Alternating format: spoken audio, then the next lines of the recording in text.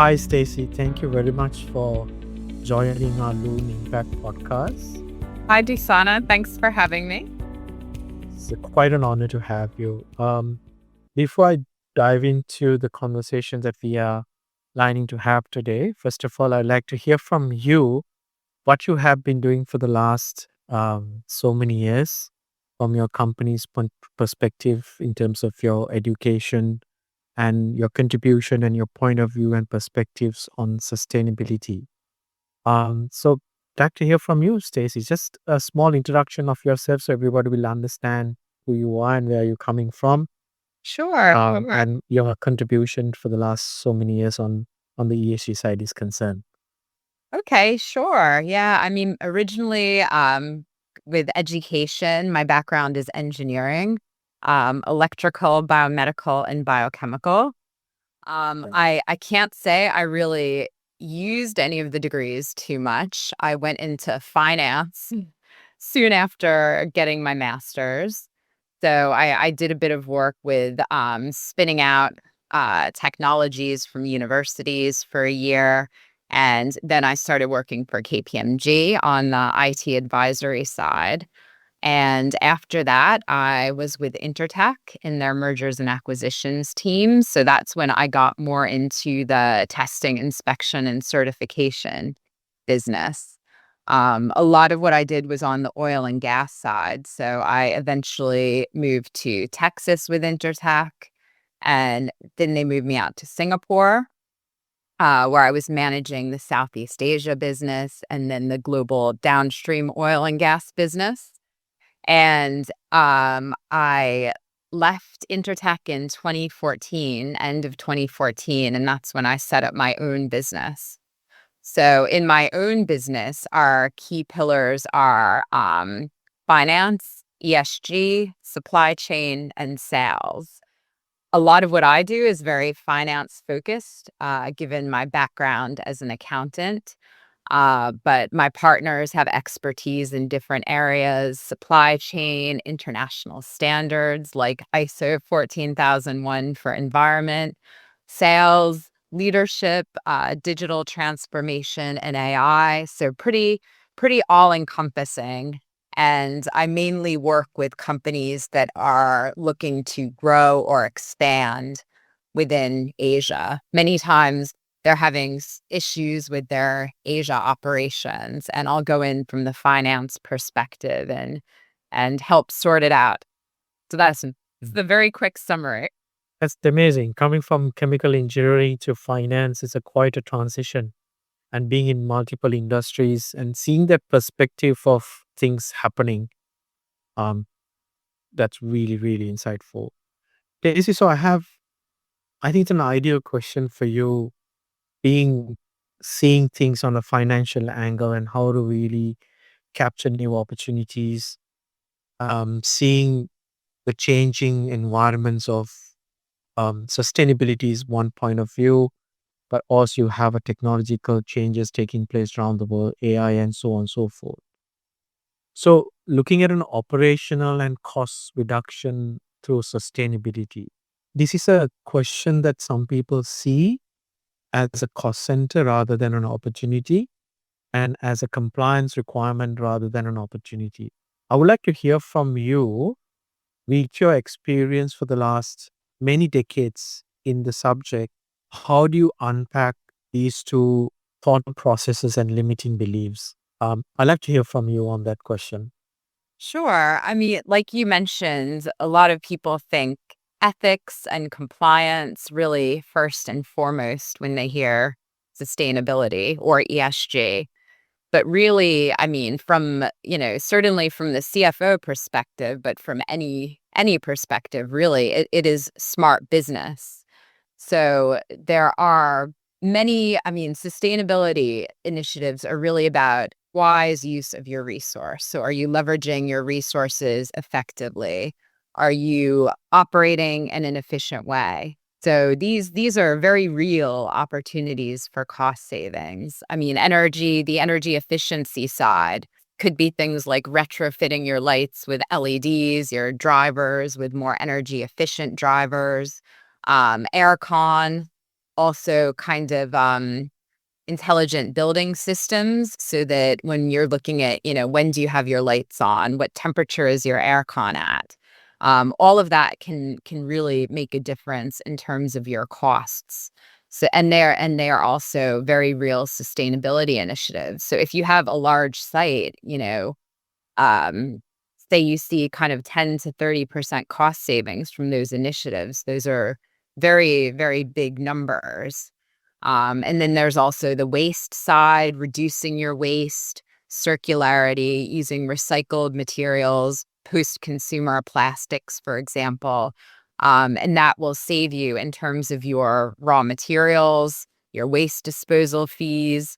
And if we kind of pivot a little bit, so that's really the income statement side and profits. If we look at the balance sheet as well, a common concept in climate frameworks or ESG frameworks really, is your transition risk versus your physical risk, where physical risks, as you know, are things like floods, fires, extreme heat. And the transition risk is more around regulatory changes, changing consumer preferences. So you really have to look at your business and the assets that you have, which could definitely be affected by some of these risks. Say regulatory changes. You may have assets that have a very high carbon footprint that you'll have to decommission. So that definitely has an impact on your asset value. You may have to write down or write off that asset. So again, these are things that really matter to CFOs and are have a very real impact on the business in a positive way. Yeah, you said something very, very critical here in terms of managing assets and also making your capital to work more efficiently. Now, if you think about, we take a particular building and you want to convert that building into more energy efficient. Sometimes the first thing which comes to people's mind is like, how can we either use renewable energy? That means retrofitting solar panels to your building and capture that. But before that, there are so many other steps that you can take, which is very simple, cost effective ways of doing it. For example, if there is no enough lighting coming into your natural lighting coming into your building, how do you capture that lighting towards your building? That's number one. Number two, if you're getting lighting or maybe excess lighting, which also going to create you more heat during certain times of the year, how do you really use covering your tint or rather tinting your glasses, or rather the windows in a such a way so you don't bring heat inside. So when you bring the heat inside, you have to use more energy to cool your premises. You have to alter your temperature so it consumes more energy. I think that's the first step to start. But most occasionally, the simple steps are being ignored, which can be done without any further costs acquired.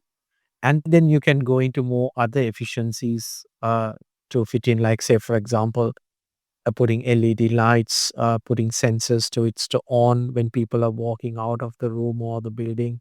So it's function in a such a way, or either keep the lighting at a very lower dim level. As you walk into the room, it increases its capacities. So all these things can be done secondary, but the first thing is to understand the basic things that you can improve. And then you go into much more sophisticated implementations.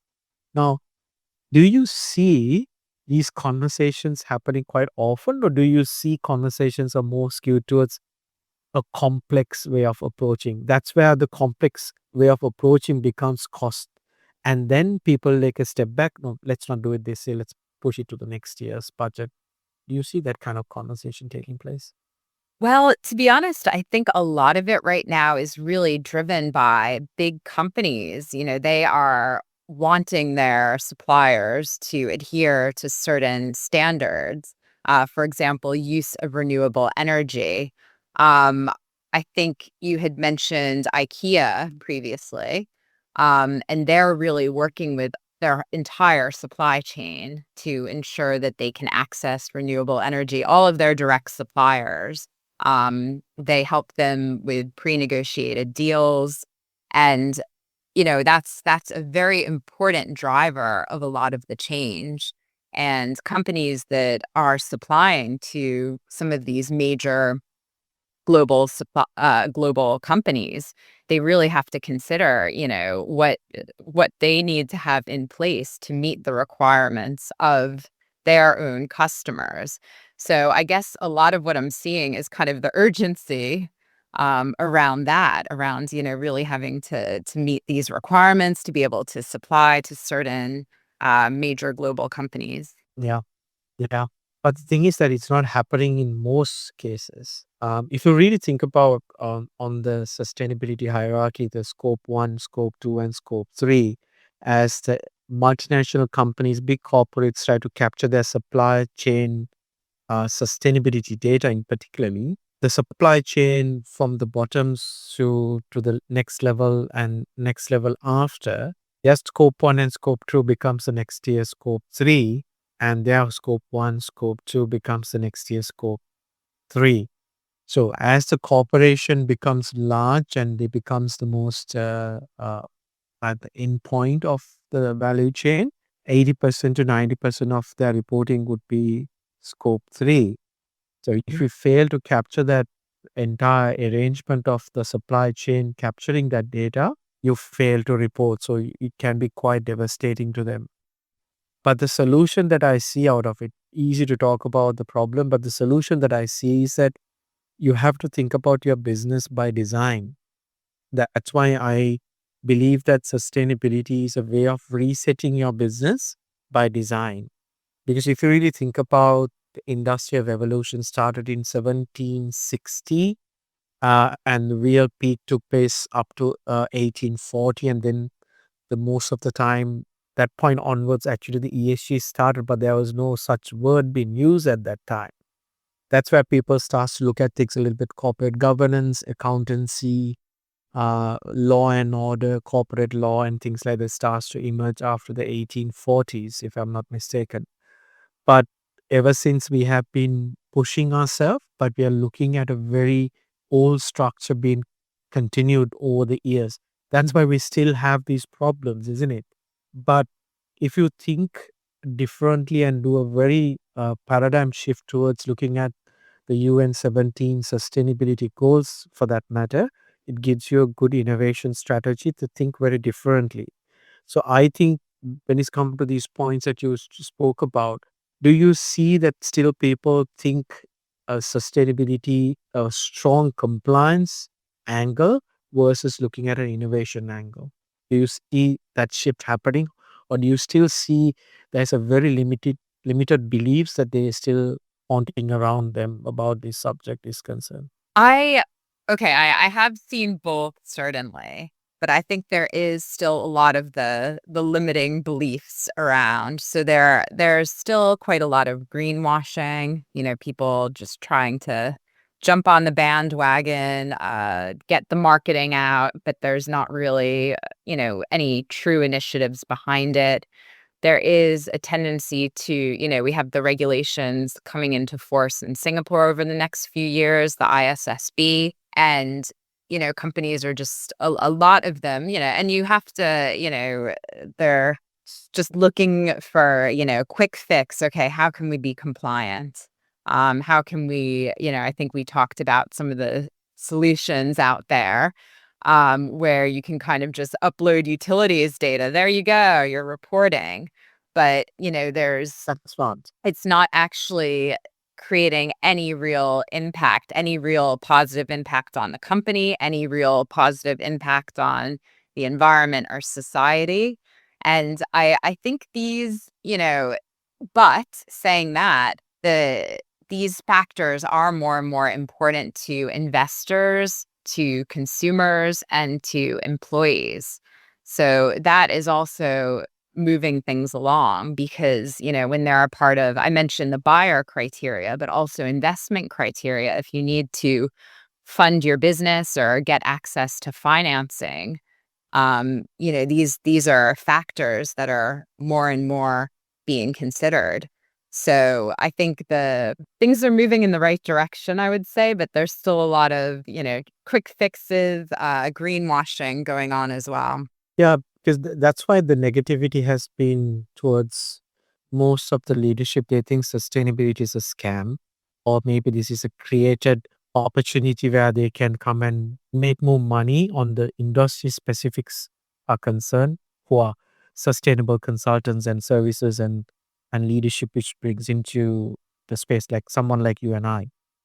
Now, if you take a step back, if you zoom out, most of the businesses are built based on trust. Not most, everyone has to build a business based on trust.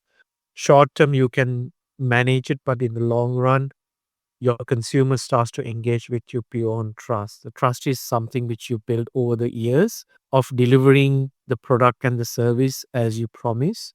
But beyond that, now it's how you provide that service is going to become the biggest concern. Because if you're producing something and damaging the society and the environment, that product becomes a liability rather than an asset to anyone, isn't it?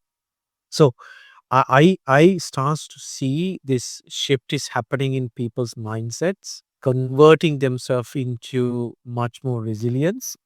It's not about whether you do or not. The environment is changing. This is not just the climate perspective, because the climate is one part of it. I would say ESG needs to start on a governance perspective first. Hmm. ES, or rather, talk about GSE. You start with a strong governance framework that there you organize your business in the right direction. That's your blueprint. As you execute, your environment is going to become better. As the Yep. environment is going to become better, right? That's the end result. But in the middle, it's your social side of things. Because with good governance, you create good social. Good social creates better environment. Yes. So that's how we all wish to have. It's no point you have a good environment with bad governance and bad social. Mm. You can go to a beautiful land or a area, but if there is bad governance and bad social, you can't function and you will not enjoy the environment. So I think it needs to start with that kind of a foundation. Now, the, every business leader who comes on board with you, what's the governance angle that they see? Because if you really think about it, the rest of the conversations is not going to be difficult if they really believe in the governance side.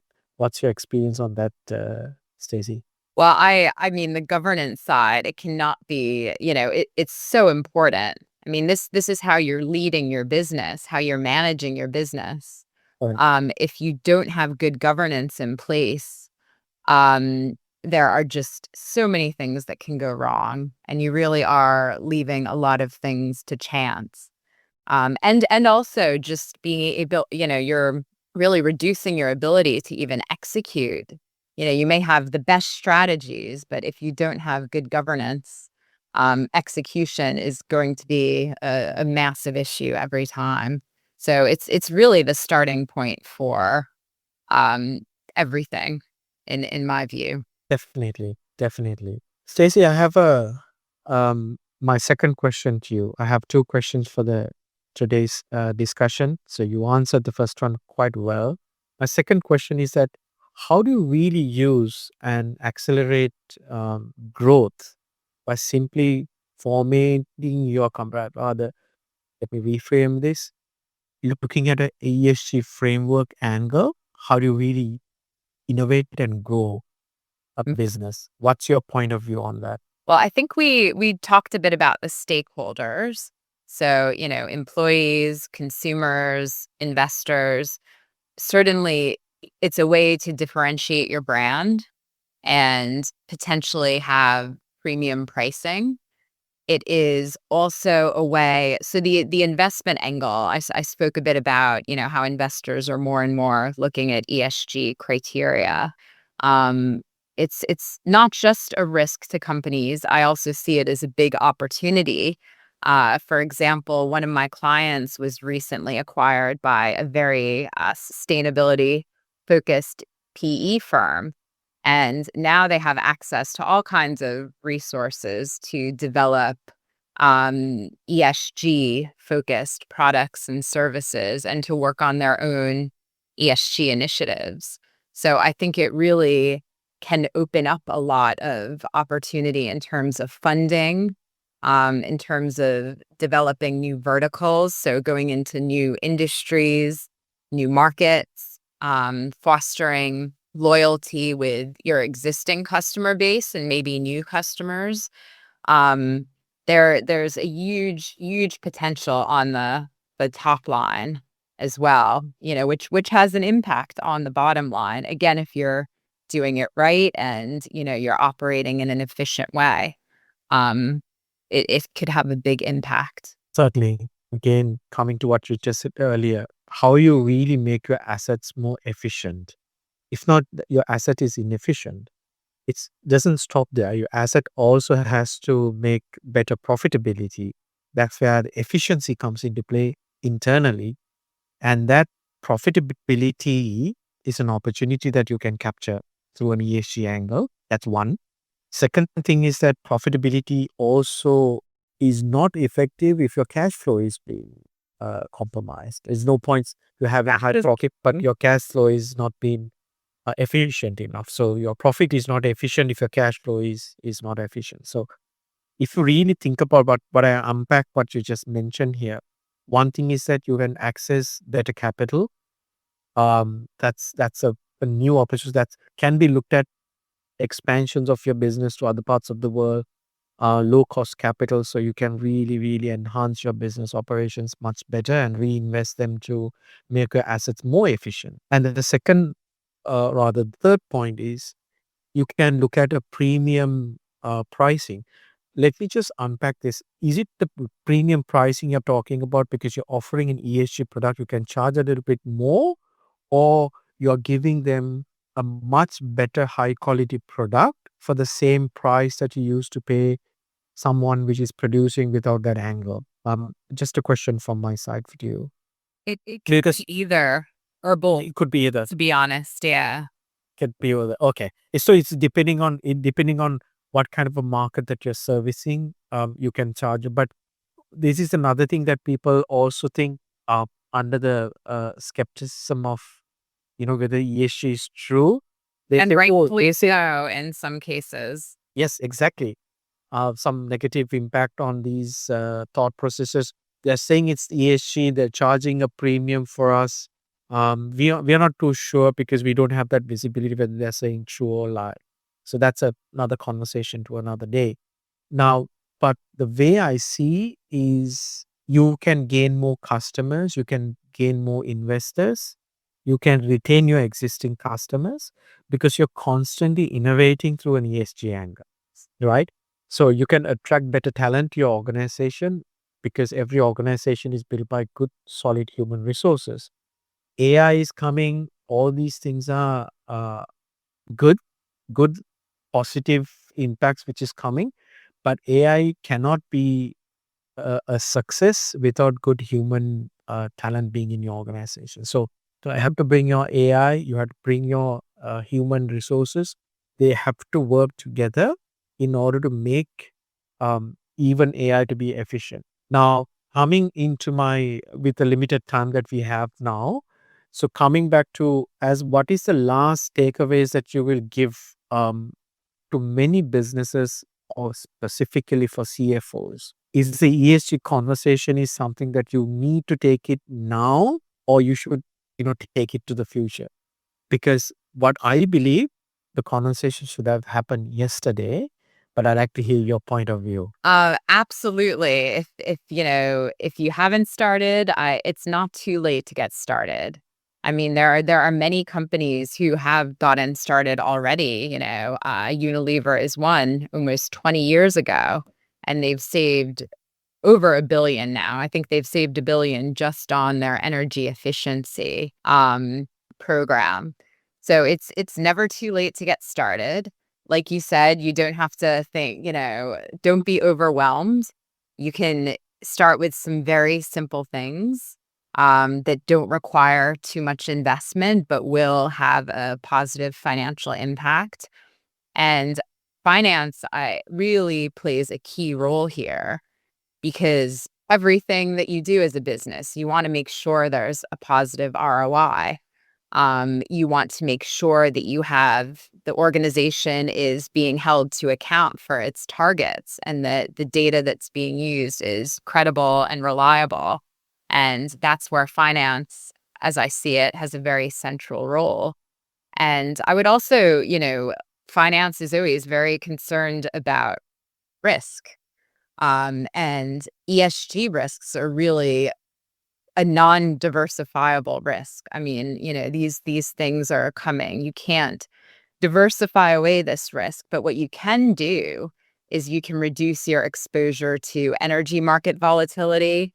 You can you can have a better security of supply depending on what kind of business you're in with things like crops, with raw materials, with electrical components.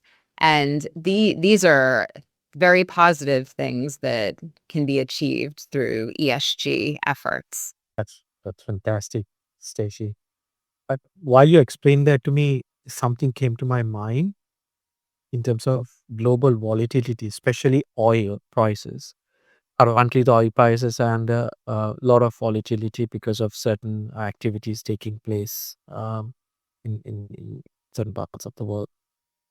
Now, if you think about in that way, say if you are a logistic business that you're running purely on fossil fuel driven vehicles that you're distributing your products and services, but if you have cultivated a strategy into your business that you're going to convert your ICE vehicles to EVs, what will happen is that you can produce that energy in your own premises.